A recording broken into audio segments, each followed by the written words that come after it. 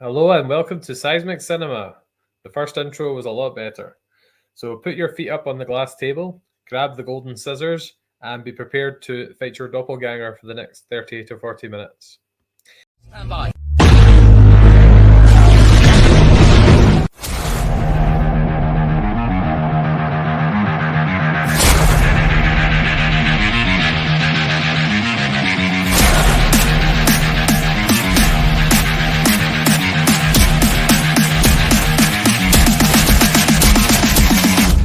I'm Colin, your host for this evening, and I'm joined by Paul, and we've also got our guest star, Jordan. What's up?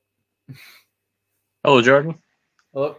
So, Paul, do you want to explain the purpose and format of this podcast? Yeah, so the format is pretty one-sided because me, as per usual, did not get to see the movie that we're meant to be reviewing. So it would just be kind of a Q&A. Colin and Jordan will take us loosely kind of through what the movie is about.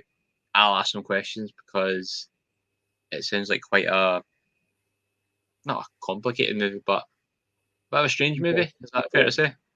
Interesting. I would say it's a little complicated. Because I listened to a review from a Wheel of Horror when I was driving one day, and it just came on randomly, like it was on a playlist, and it came on, and I just listened to it, and I was like, "Geez, this sounds quite different to Get Out." Yeah. So yeah, pretty glad I never got to see it before we did this, but I'm hoping to see it in the next couple of days before we go see Nope.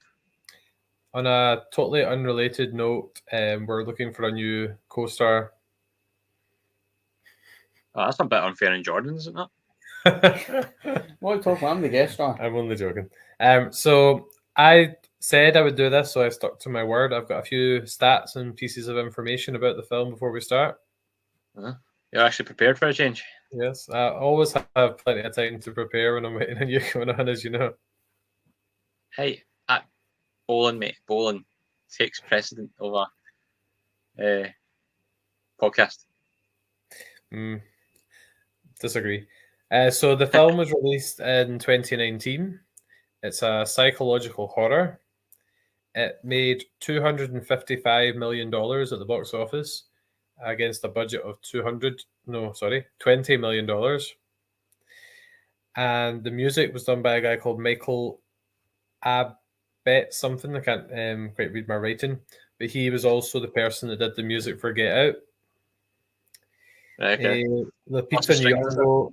Sorry? Lots of strings then. Lots of string arrangements. Yes, if you want to say so. Lupita Nyong'o is the main character. There's also Winston Duke. What else was important? Industrial Light and Magic did the visual effects, which I thought was quite cool. Oh, okay. There's quite a lot of visual effects compared with Get Out. Jordan? I don't think there was. Like, it was I think some of the stuff was like mostly practical. I think because there wasn't like too much like scenes like in Get Out where it's like psychological stuff, like compared to like Get Out when you got the part with the tea where he falls through like the floor. I think Paul did a good image of that. The reason I mentioned it is I am currently watching that Industrial Light and Magic documentary on Disney Plus. Right. Okay. It's quite good. It's quite interesting. I didn't realize just how they basically do the visual effects for most of everything, most of the movie industry nowadays, or since the 80s. When you're the best. George Lucas created it, and then he basically just started using his staff to make other people's visual effects. Yeah, it's crazy how innovative they are with all the tech in that and all the. They still do the miniatures and stuff for all the different things. Yeah, the stop motion. So basically, they learn how to make it as they go along. But this podcast is not about Industrial Light and Magic, but I just thought I'd mention it. So I think we start off with Paul. Do you know about the film? So what I know of is right.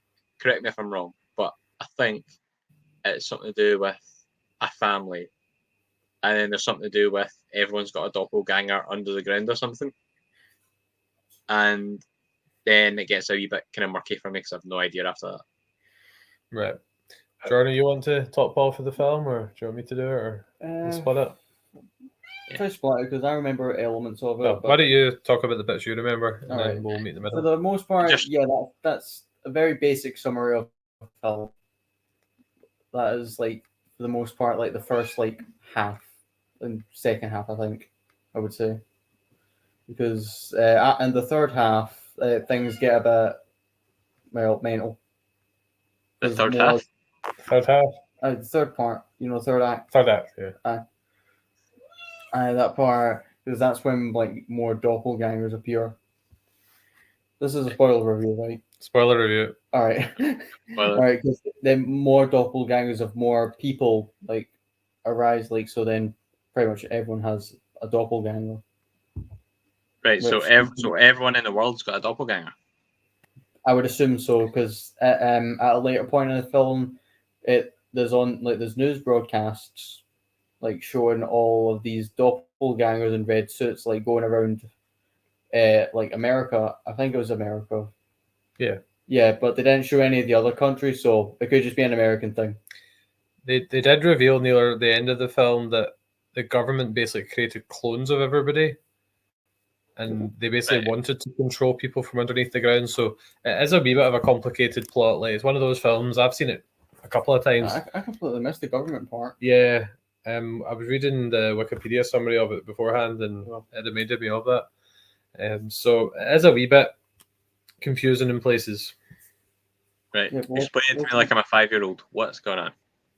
Right. So I'll do the kind of first bit, and then if I mess things up, Jordan could jump in. So Lupita Nyong'o's character, when she was younger, her character is called Adelaide, but it's what did she go by? I can't read my writing again. Don't look at me, I can't remember. Adelaide's her formal name, and so she's a young girl at it's like at a fair, but then she just goes wandering, and she ends up in this kind of fun house. It's like a fair house of mirrors. Yeah, it's like a fair that's on the beach, and she goes into this like house of mirrors, and naturally there's lots of mirrors around, and she basically sees her doppelganger, and it basically freaks her out so much that she stops speaking, stops communicating basically, and she's just like a shadow of her former self. So her parents are really worried about her, and then the story catches up with her when she's older, and she's married with 2 kids, and they're going back to where she had this experience, and she's quite nervous about it. Okay. Right. So how did our doppelganger end up in the what do you call it? The House of Mirrors? Sure. You find out later. Well, we can tell him a bit. So basically they exist underground. Yeah. Right. And so somehow the underground was connected to that House of Mirrors. I think it was like was it an escalator? Yeah. So basically she, at the end of when she's an adult, she goes back to there, doesn't she? And then she ends up in like the kind of underground bit, where it's a wee bit like Stranger Things in a sense, with the upside down. Right. Okay. So the clones then. So what did they do underground? Like, they basically live out the lives of their non-clones, or like the originals, but in a more like crazed way. Like, it's not as normal. They're very like erratic with their movements. They're very like jumpy, like like that. Yeah. So if somebody's like gone into a shop to buy something, their doppelganger's basically under the ground, like walking up, going like handing money, like basically copying all their actions, but they're not really experiencing life. And the doppelgangers, they're actually referred to as the tethered. That's what they call themselves. They basically become quite hostile towards their associate. Yeah, because they don't get to experience the good understand side. Like social like interactions completely. Right. Okay. So then the clones and the real people, are they kind of linked, like psychically or something? Or it says that they share a soul essentially. So the young boy, like Adelaide's kid, he basically realizes in the film that his doppelganger will copy his actions, and he uses that to his advantage a few times. Right. Okay. But there's an important bit to mention. So they go back to this place, and so there's the husband, the wife, and there's the two kids. There's a girl and a boy, and they're in their holiday home. And then it's a wee bit, Paul. Funny enough, it's a wee bit like the Strangers. Do you know how the girl, the female stranger, is just standing staring from a distance? Yeah. That's how they first come across these doppelgangers, because the husband just looks out onto the street and they see a whole family just standing there staring. So I have seen that clip. Is he just like, oh hell no? I wasn't. Don't know you, Jordan. I wasn't a big fan of Gabe, the husband's character. Gabe was great. I found him really over the top and just really. What are you talking? Gabe was amazing. He was obviously the comic relief for the film, but I just thought he was a wee bit too much for me personally. No way. Best character. Oh, was there more humor in this film? Was there? It's just his character, really. He was the comic relief, like the best friend in Get Out. Yeah, aye. So that's quite funny. So Jordan, he was Jordan's favourite character. He was my favourite character. I liked him. He's probably my least favourite character. I found him a bit grating. I loved him and his baseball bat. So it basically becomes, it's actually quite like The Strangers. It becomes a wee bit of a home invasion movie in the early in the film, in the kind of middle. So the first two parts, like halves. So there's basically a doppelganger for each of the family members, and they start talking to them, fighting them, getting chased by them. And funny enough, because the action parts of movies are my favorite. That part and that part in The Strangers was actually my kind of least favorite part. Right. Okay. What about you? You probably quite. I enjoyed aspects of it, but you know how we were talking about when we reviewed The Strangers, that I prefer the build up and the suspense rather than when they actually get into the house properly. Yeah. So see when the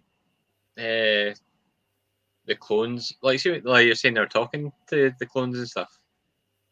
Like how is that? Like, do the clones actually speak kind of normally? Quite weird. Some can speak, others just make noise. Like they're very like.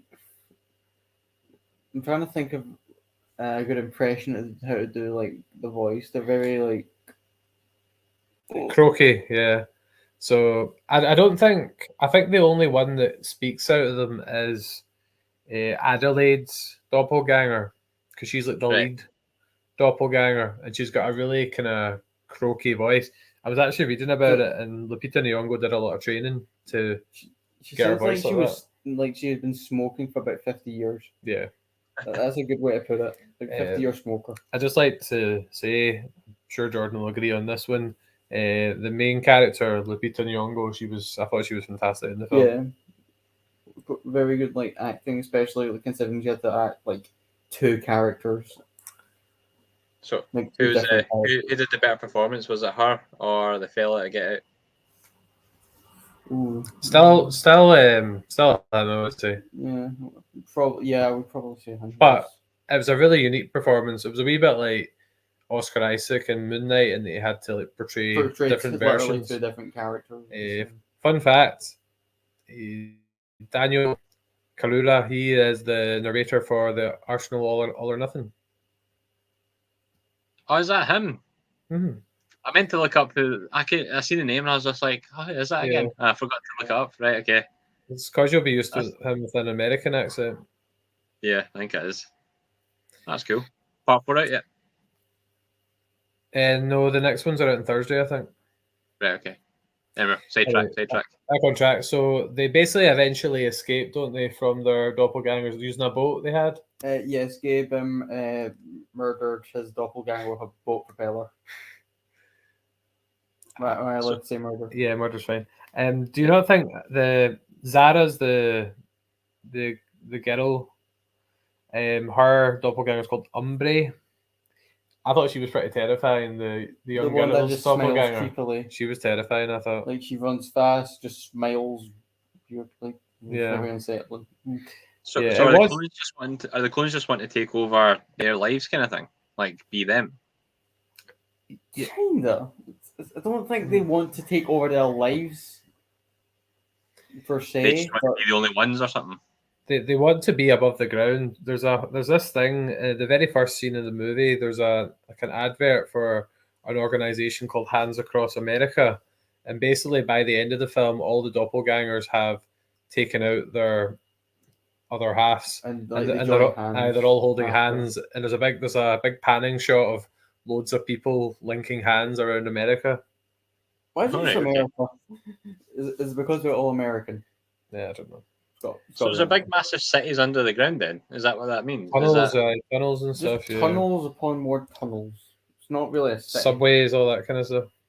so? Did the government just make these clones and just left them to it? Like there wasn't any Yeah, security? it was basically a failed experiment, so they just left them there Fair Oh. enough, I guess. to fester and become very disillusioned with life. Sounds like lockdown. So from the boat, they go to there's friends you meet. There's a couple that they're friends with that are at the beach with earlier in the film who have two twin daughters, and they turn up at their house for like shelter, and Help they are greeted by doppelgangers because the doppelgangers of the family. yeah, they're doppelgangers because they had killed their like prime. Is that a good word to use? Like the prime, We can call it that, I suppose. the prime characters. So interesting. So see, like obviously, like Get Out. There's like lots of kind of twists and turns. Was there quite a few in this film? There's a big one at the end, which we can get to at the end. Although I see that, I don't think it really, like, in the grand scheme of things, I don't think it really matters per se. Like sure, it's an interesting twist, but when you really think about it, it doesn't really matter. Do we tell Paul now, or do we wait? Let me think. Let him think about it. Let him think. So the scene in the house is quite good because they use a lot of kind of well-known music. Like Mhm. I can't say it, but something the police. You'll probably know the song, Paul. Yes. No justice, no peace. That song's in it, and basically there's just a big fight between them all. And the two main children, they take out the twins, don't they? Who are a bit creepy and annoying. Yeah. Well, no, the one of the twins survived, and then you know her name, the mother. I forget these names. Adelaide. Adelaide killed the second one. So it is quite. I wouldn't say it's like terrifying, but it does have its kind of spooky moments. It's a suspenseful film. It's not about being scared. It's more about the suspense. And I kind of lose track of from where they go from here. I know they go back to like a beach and there's like a car. I think no, it was a car. I was going to say an RV, but it wasn't an RV. So basically, the wee boys. So the wee boy's called Jason, and he always wears a mask. He just likes wearing kind of horror masks. And his doppelganger is called Pluto, who's more of a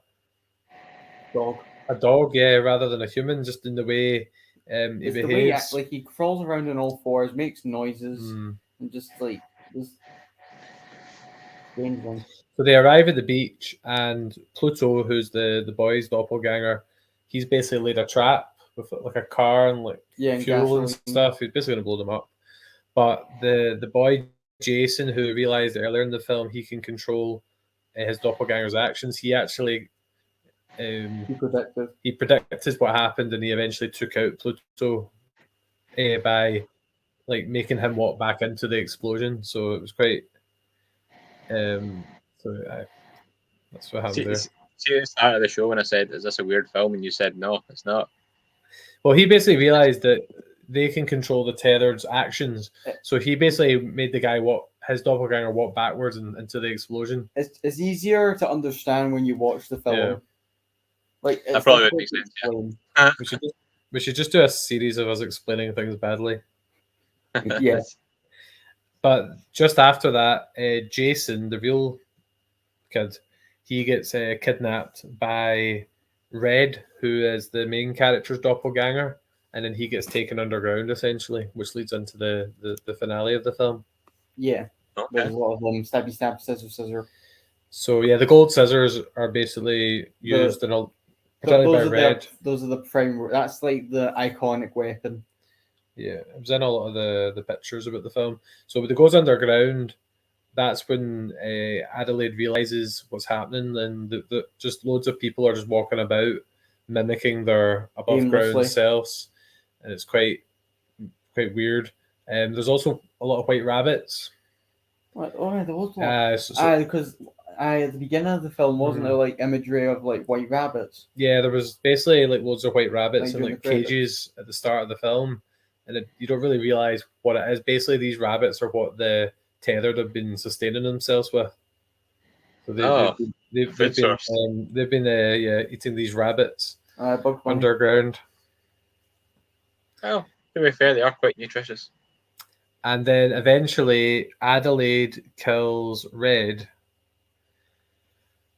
And that's where the big twist comes. Adeline, Adeline that you were like seeing throughout the movie, like the one who had the family and all that, was the clone. The clone had switched places with the Prime, so the Prime was living in the underground, like with all the other doppelgangers. Yeah, so the wee girl from the start, it shows you another flashback, and basically she did something to her throat. That's why she's cords. Yeah, she did something to her throat. So the real Adelaide wakes up in the underground, and Red, or the doppelganger, is the one that's actually, and that's why she didn't speak for years, because she was learning how to speak, learning English. So there was that big twist at the end. Okay, that's quite a twist. And I think that's probably summed up reasonably well in terms of the overall plot. You see what I mean by how the twist doesn't really matter in the grand scheme of things. Like, it's a cool twist, but it doesn't really matter. It doesn't really change the story much. It does a wee bit. I mean, it kind of does, but like when you at the end of the day, like it's still like sure. She's had a good life. She loved it. Yeah, basically, it doesn't really matter. Yeah, it's cool. I actually forgot about that twist when I rewatched it recently. Exactly, it's not. That's the thing. Like, it's quite easy to forget about. Yeah. Get Out has a better twist. Like, it's not really a twist, I suppose, but when you find out what the family are actually up to in Get Out, that's like one of the big hooks. So makes it rewatchable, I'd say. Yeah. So the twist was pretty underwhelming then. I wouldn't say it wasn't underwhelming. It's just after a while, it just. I think he set a really high precedent with Get Out that it'd be difficult to top. But I am hearing a lot of good things about Us, so I'm looking forward to seeing it. You've seen Us? This is Us. You just said Us. Do you mean? I did that earlier when I was. It's because they're all really like vague titles. Nope. I'm looking forward to seeing Nope. See, I wasn't sure about Nope because it just doesn't sound like an enticing movie title, does it? But Jordan Peele is just so good at what he does that he's just kind of like, nope. Yeah, I heard this film got like quite a lot of like it wasn't that critically received. Well received. What? Us. Yeah, that's what I like it a lot less than Get Out, but when actually talking about it, sometimes when I talk about a film, I actually feel like I enjoy it more having spoke about it like this. Yeah, okay. Than when I actually watched it. Is this a good time for us to give our seismic scores out of 10? No. Okay, sure. On you go. So it's out of 10. For like horror type, for the horror movie like aspects, I would say that it's about 7.5. I would say there's better films that do a bit better, but still a good like film. I enjoy it. Well directed, well like acted. Very nice. What about you, Colin? Right, an interesting one. I'd probably go 7 out of 10. 7? I feel like step down from the 10 out of 10 you gave Get Out. Aye, that's just, as you know, one of my favourite films. It's a really good concept. I think it's maybe just a wee bit convoluted, just a wee bit too many layers. And the kind of bit at the end about how they're It could use an extended cut, I would say. The bit at the end about the government clones, and I feel like some of that bit wasn't really fleshed out, but I did like the horror aspects, and I loved the performances of the doppelgangers, and you know what I'm like with when it comes to like horrors, like once they had their initial introduction when they're talking to the family, and they all went off and did their own wee bits. They were getting chased by their doppelganger. I don't know. I felt like that bit was maybe a wee bit drawn out. I really did like the scene in the friend's house. Mm-hmm. I thought that bit was really good, and I like the start of the film where like the mystery of what happened to her and the suspense when you arrive at the beach. You know me, Paul. I'm all about the suspense, not so much the payoff. Yeah. Finish. I don't know why you don't like Gabe. Gabe's the only reason why I gave it a 7.5. I just thought he was quite obnoxious and just a wee bit too much. He's got a baseball bat. So yeah, 7. I'd say 7's quite fair, but definitely still worth watching, I would say. Yeah. Okay. So I think what was. So you said the main character was pretty good performance wise.